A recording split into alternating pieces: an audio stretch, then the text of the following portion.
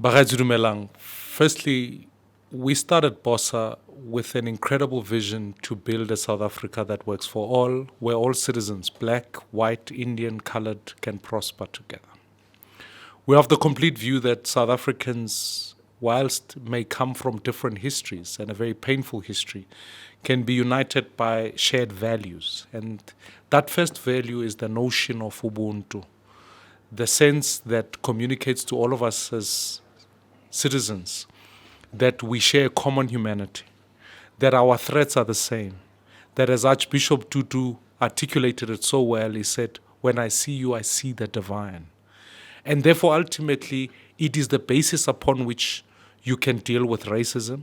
It is a basis upon which you can fight for common threats, economic threats. The fact that when a person doesn't work in another community, it affects all of us. That when crime occurs, whether in the farm or in the streets, it affects all of us. And that ultimately the second value is the value of justice. That given the history that we come from, as Martin Luther King so aptly put it, he said the moral arc of history always bends towards justice. That we need to address our historical injustices and ensure that ultimately when we talk about build one South Africa, that one South Africa isn't a reconciliation project only, but an economic project that includes. We are driven by a vision that says that we see a story beyond the current government, that there must be post-liberation politics that say to us, at first, we can grow this economy at 5% and ensure that we create 2 million jobs in the next 5 years. Those jobs ultimately will ensure that in every household, there's someone who's working. That underpinning that, we can skill our young people to say that when a child starts school, they'll finish school. And that begins with, firstly, a child in the womb, to make sure that we introduce a maternal grant so that that child is not born stunted thanks to the ill effect of poverty in our nation. That those kids can be able to read for meaning by the age of 10. That actually we incentivize teachers so that our classrooms are places where ultimately learning can allow a child to compete with anyone in the world, and not just in subjects that prepare them for the industrial economy, but subjects that prepare them for the information economy, where they can do robotics, do computing. That ultimately when that child finishes school, we can offer a national civilian service where they can spend a year doing 6 months of internship and 6 months of practical work in public works programs, so that we can ensure that young people don't have to ever contest for this idea of inexperience.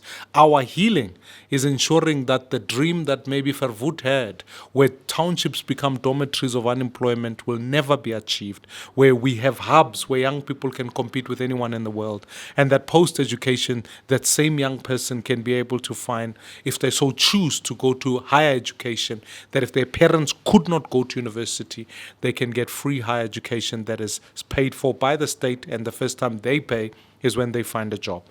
Thirdly, we are convinced that our streets can be saved. I'm always convinced that we need to live in a nation where my girls, your sister, can be able to walk around freely at night without the threat of violence, and that those, particularly black men in this country, who we find are the biggest victims of murder, we have to fight hard against crime. And so we come back to making sure that policing becomes a localized function, that we aggregate that with Metro Police and ensure that we fight against crime and make sure the priority is murder and intelligence sits on the ground, so that the criminal justice system can ensure that those who do the crime end up actually behind bars, and that those who live in freedom are not the criminals, but those citizens in this country. Lastly, we are convinced that to achieve this, you need capability in the state. You cannot achieve any dream without a state that is capable. So the reason BOSA exists is because we wanted to choose the best, starting with ethical leadership.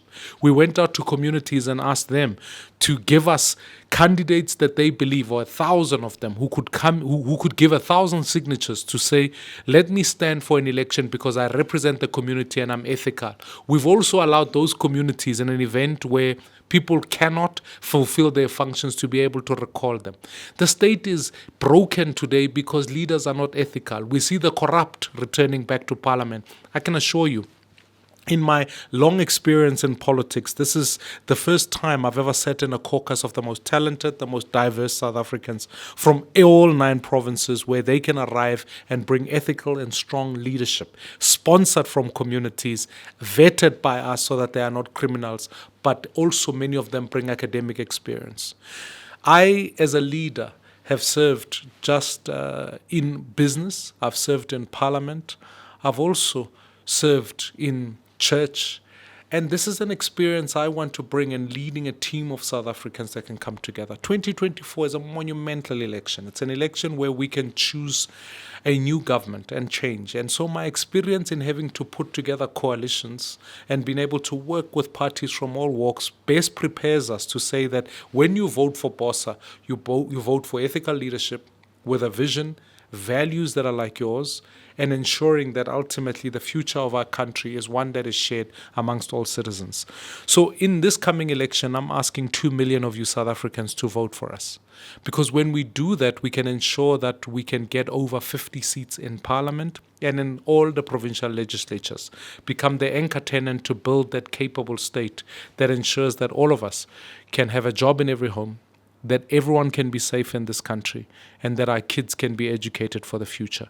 This is the change we want to bring. And I'm asking you to take a chance on someone like me who has been through all of this experience, not perfect, but as someone said, that it's better to be the man in the arena who have seen both defeat and victory and now bring a set of skills that can ensure our country can change to prosper for all. Ke a leboga.